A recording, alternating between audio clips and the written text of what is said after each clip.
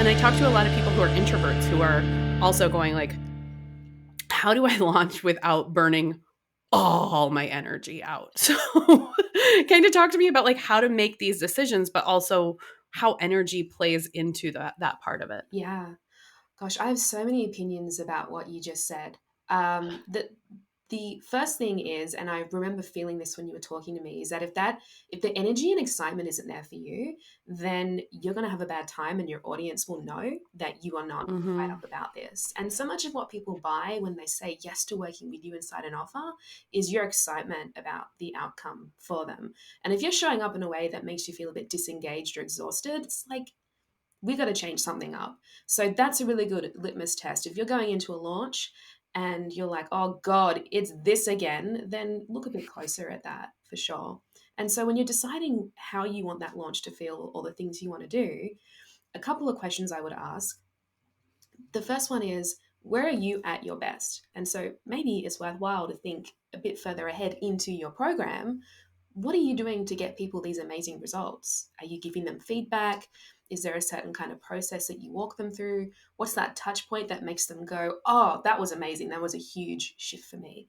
Because when you think about it, a launch is just really about putting your work on display for people so they can get a taste of it. It's not this huge marketing and sales dance. It's just giving them a taste of what's on offer. So think about where that magic happens inside the program, and you want to bring that forth into your launch. And if you designed your program well around your strengths and how you like to show up, that should feel much more aligned for you because you'll be marketing in a way that you already love to show up and get people results inside your program. So for you, Meg, I know that you love giving feedback to people, and ultimately you decided to do a bunch of website reviews, and that felt easy for you. And I think you may have even done them from a hammock as well. Well, outside on the porch, not the hammock, because I didn't want to give people motion sickness Yeah. while I was recording, and I was afraid that like the wind thing like coming through. But yeah, there's been some hammock times involved in this launch, which is really important. Very necessary for an August launch for sure, being in the hammock at some point. Or an Adirondack chair, as you say. Every time you see me, you're like, "Are you in another outside chair?" My partner and I argue all the time about how to pronounce Adirondack, so he'll be very proud of me that I just said it correctly then. I'm very impressed. Thank you. Mostly, I just make my 8-year-old say, "I went surfing in Silver Shark." Like that's as close as we get to speaking Australian. So we don't have nearly as cool of phrases as Adirondack. Um, Shit, I just lost my train of thought. This is what happens when I record at 8 o'clock at night. Um, We were where do talking, you want to go? we were talking about when you're going into your launch and you're feeling exhausted, how do you change that Mm, up? What kind of questions do you ask?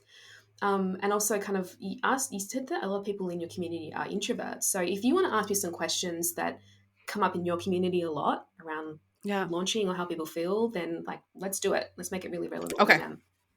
Let's go there. Okay. So if there are people out there who are feeling like, man, I'm tired of launching. And I think sometimes launching can be really overwhelming because you're trying to be in all the places where you're like, let me make this like landing page, which I'm going to promote on social. And I'm also going to bring my email list and I'm going to have affiliates and I'm going to run Facebook ads and I need to be found by all these people. Like, what are some ways that you have that could potentially either like simplify or streamline some of that, like getting people into the funnel, top of funnel activity? And specifically, I'd love to hear from you since this is Social Slowdown. Like, how can we launch without needing to go live on social media all the time? Because that can feel so tiring. Yeah. Okay. Well, I guess one thing I should clarify is that I don't launch myself. I don't do it. It's true. And that's because I have a completely different business than my clients do. So I want to be clear about that because people listening to this might have a services business like me, in which case you don't have to launch at all. I don't. But if you have an online offer or something that you want to get in front of more people at once, it's very worthwhile to consider a focused push around that offer, which is what we'd call a launch or a campaign, right? So think about the kind of business that you have first of all. I do not think you need to do a big song and dance launch about your services. I don't, and we can talk more about that. Um, Yes, please. but for anyone listening to this who does have something like, say, a group program or an online course or a membership, if you are at the phase of feeling overwhelmed by launching, I would keep it insanely simple. So don't do launches with things like affiliates and multi-step stages to everything. I've done that with clients, and often after a few launches, we end up removing those pieces anyway because they want to go back to simplicity. So even people Mhm. who are making multi-millions in a launch often find that things have become too complex for them. Like there's too much segmentation, there's too much going on with managing affiliates, and then they have a desire to scale it back too. So don't think that a big launch is necessarily a more complex launch. That's not always the case.